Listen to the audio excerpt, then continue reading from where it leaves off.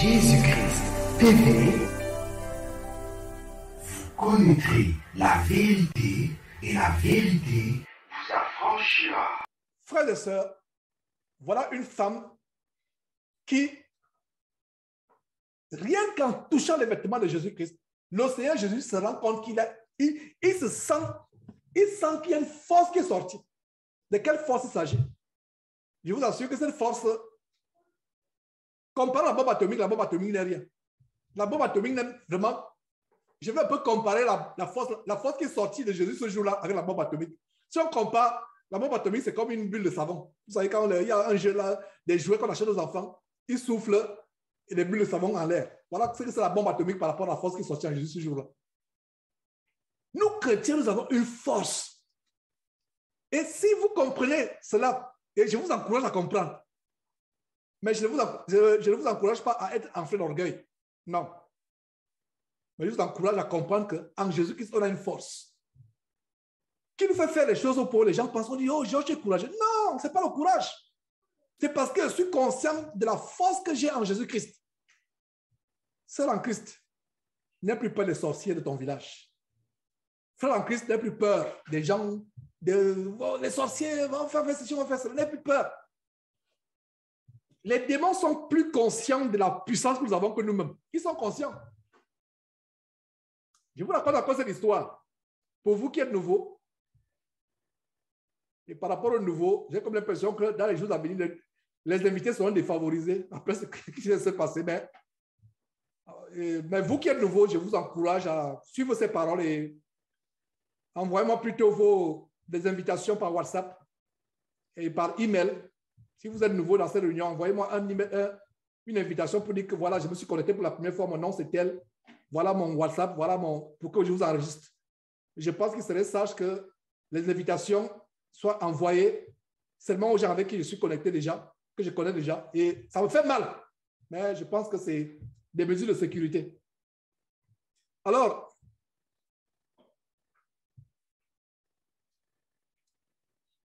je vous raconte cette histoire, mais je raconte cette histoire à nouveau. Cette femme qui avait tellement de problèmes, une chrétienne, une croyante, une chrétienne entre guillemets, mais croyante. Elle a cru par le passé, mais elle a perdu la foi. La perte de la foi est dangereuse. Beaucoup de gens qui perdent la foi se retrouvent encore chez les marabouts. Beaucoup de gens qui perdent la foi se retrouvent encore en train de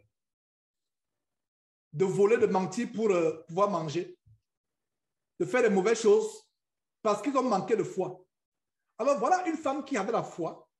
Ce n'est pas la première fois, peut-être c'est la 10e fois qu'elle raconte cette histoire, mais je la raconte pour les nouvelles personnes qui vont l'écouter pour la première fois. Elle va chez un marabout pour régler les problèmes qu'elle avait. Pourtant, c'est une chrétienne qui avait marché par la foi, qui avait vu la puissance de Dieu s'accomplir dans sa vie, mais elle a chuté dans la foi. Elle se retrouve chez les marabouts. J'espère que ça ne va pas t'arriver, sœur ou frère. Elle va chez un marabout, on l'accompagne, ils ont traversé une piste, une broussaille, et si vous êtes en Afrique, vous savez où ils sont souvent logés. De plus en plus, les marabouts sont logés dans les villes.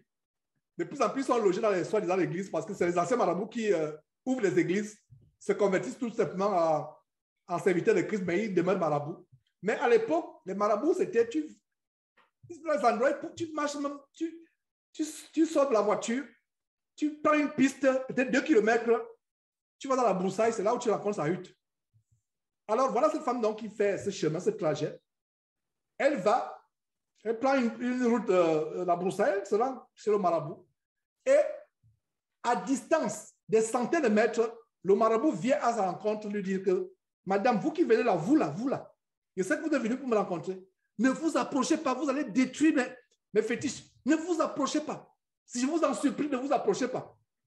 La puissance qui se dégage en vous, si j'avais cette puissance, non, vous allez gâter mes fétiches.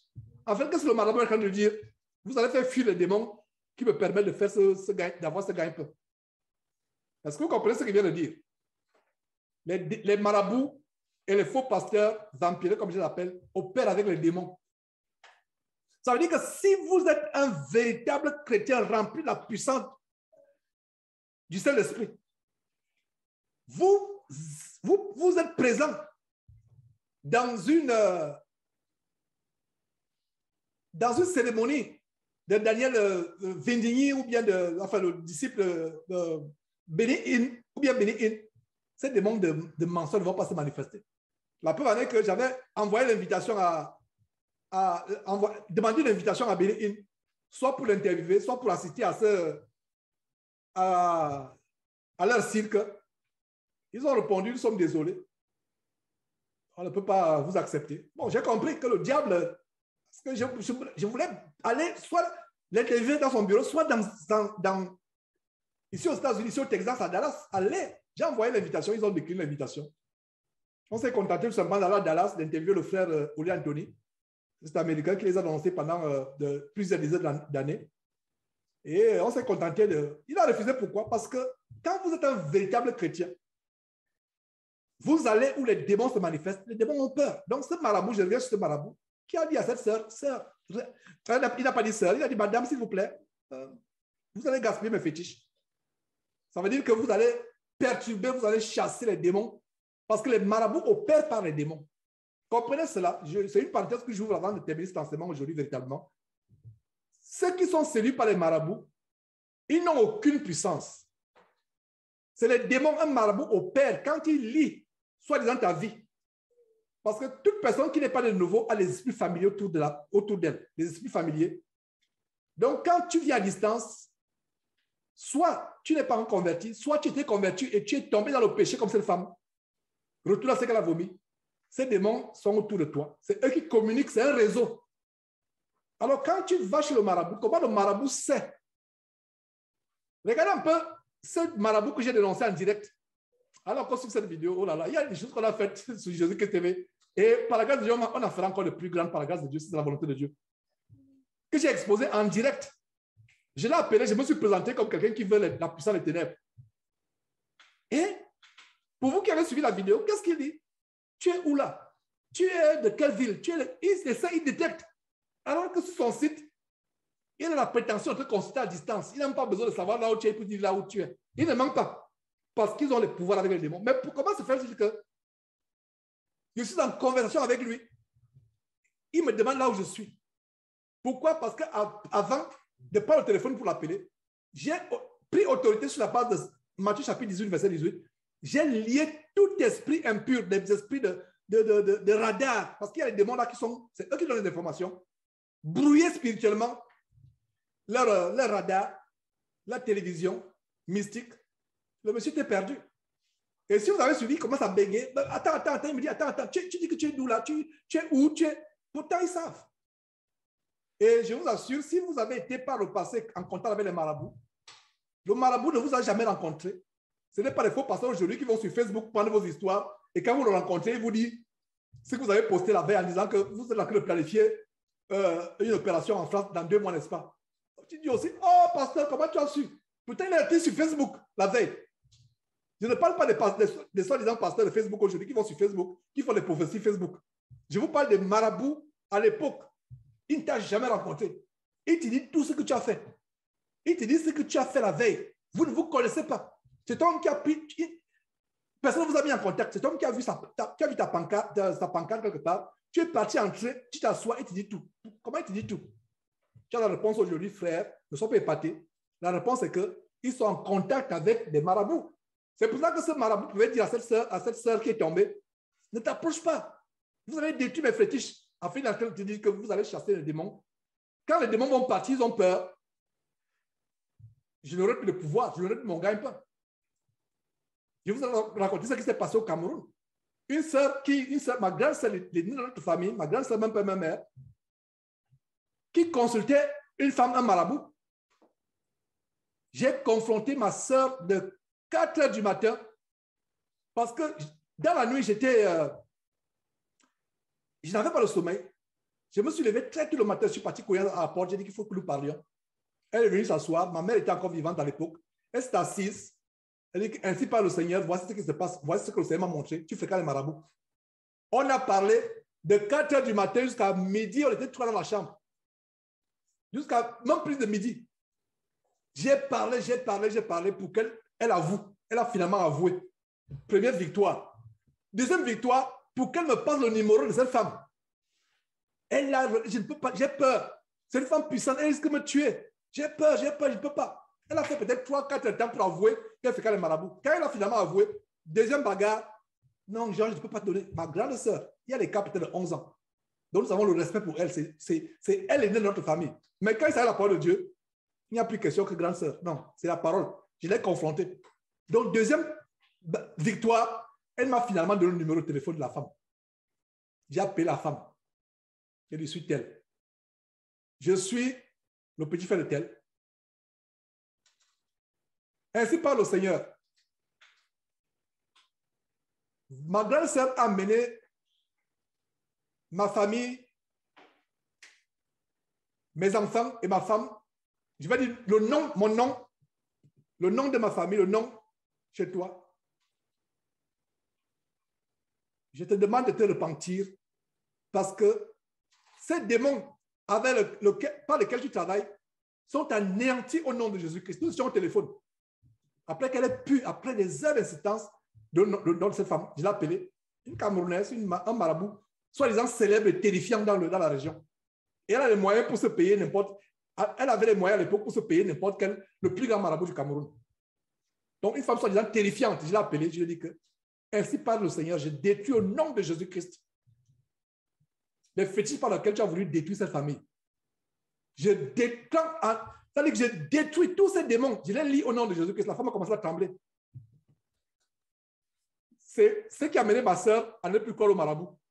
Il y avait le haut-parleur, la femme a commencé à trembler, bégayer. Ma soeur dit, hey, cette femme qui se parle puissante, elle bégaye devant mon petit frère. Donc ça veut dire que la puissance que mon petit frère a est plus grande que la puissance de cette femme puissante. Et quelle puissance le petit frère a? Christ en moi, l'espérance, la gloire. Dis amen frère où tu te trouves, dis amen sœur. Voilà la puissance qu'on a, qui fait trembler les démons. Voilà la puissance qui est sortie de Jésus au point où Jésus se sent comme il était faible, que quelque chose est sorti à moi. Voilà. Je raconte cette histoire encore et encore et encore et encore pour vous encourager. Je ne dis pas, s'il vous plaît, je ne dis pas ça pour que cela mette l'orgueil dans notre cœur. Non. Je dis cela pour nous encourager. Si ça met l'orgueil, ça veut dire que cette puissance-là, tu penses que ça vient de toi. Si tu sais que ça vient de Dieu, ça ne mettra jamais l'orgueil. Ça vient de Dieu. J'ai menacé cette femme. Je dis bien menacé, j'ai dit c'est la dernière fois. J'ai anéanti toute cette bégaye. Elle ne disait plus rien. Et je suis surpris qu'elle m'écoutait. Et ce qui est surpris, c'est que dans le cas avec le magicien ivoirien, Salomon, qui se prenait le nom pompeux de Maître Salomon, il ne m'avait pas raccroché au nez. Il était comme tétanisé. Il ne pouvait pas raccrocher. Je me disais que Salomon devait raccrocher au nez après avoir découvert. Non, il ne raccroche pas, il écoute. Et ce qui m'a aussi choqué avec cette femme au Cameroun, je pensais qu'elle allait raccrocher au nez. Elle n'a pas raccroché au nez. Parce que quelqu'un t'appelle comme ça, dit, mais monsieur, qui vous êtes? Je n'ai pas le temps à perdre. Non, elle était tétanisée, elle bégaye, elle m'écoute. J'ai fait peut-être 30 minutes, 45 minutes avec elle, au téléphone. Et c'est moi qui ai dit, OK, vous avez compris, repentez-vous. Elle n'a rien dit. Elle écoutait, elle bégaye, elle écoute. Elle a peur. Parce que les démons n'étaient plus là pour la protéger. Elle a vu la vraie puissance ce jour-là. Et ça s'est passé dans la Bible. Hein?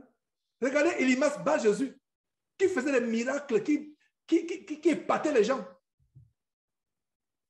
Il s'opposait à la prédication que l'apôtre Paul était en train de faire. Et qu'est-ce que l'apôtre Paul a fait? Il a dit que toi, fils du diable, etc. Et qu'est-ce qui s'est passé? Aveugle pendant 3 jours. La puissance que nous avons, voilà ce que je voulais vous montrer. Ce qui est sorti de Jésus-Christ, c'est le Christ en toi, l'espérance de la gloire. Je reviens encore il y a 2 semaines avec l'enfant qui était, oh là là, il y a eu 2 attaques successives. Aujourd'hui, on a une attaque d'une autre catégorie. L'ennemi a changé d'épaule. En passant, je viens de me rendre compte justement. C'est au moment où je vous parle que il y a 2 semaines, la première attaque, c'était quoi? Notre bébé qui a eu 4 mois, il y a 2 jours, qui a eu 4 mois il y a 2 jours, mourant dans la chambre en haut, il était mourant.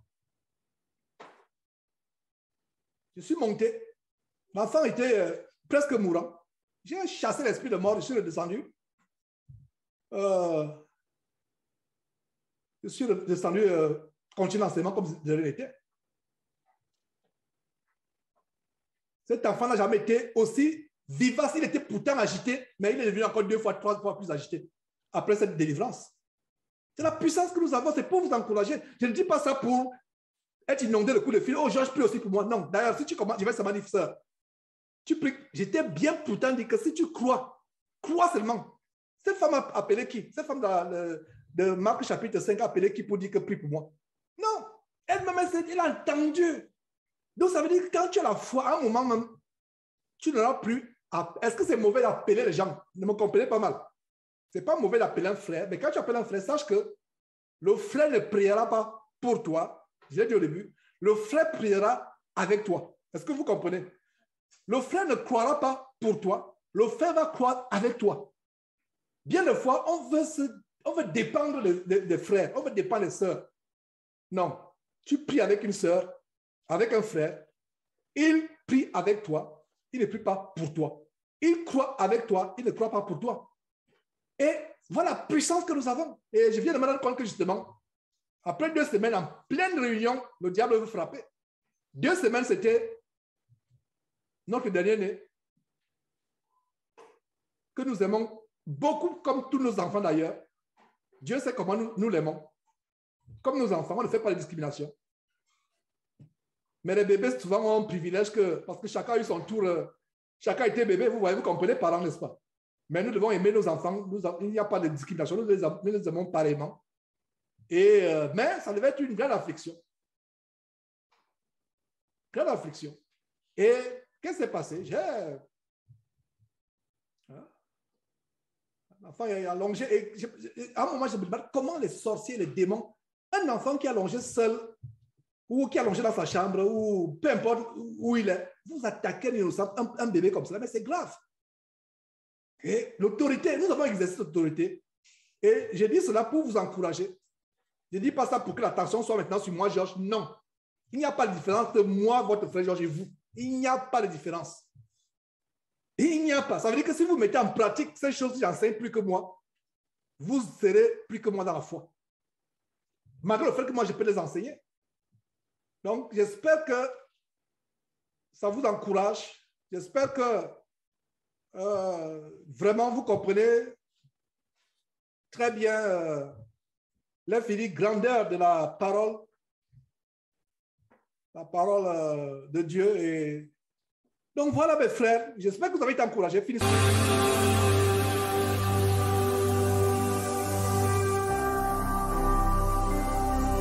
Jésus-Christ TV, vous connaîtrez la vérité et la vérité vous affranchira.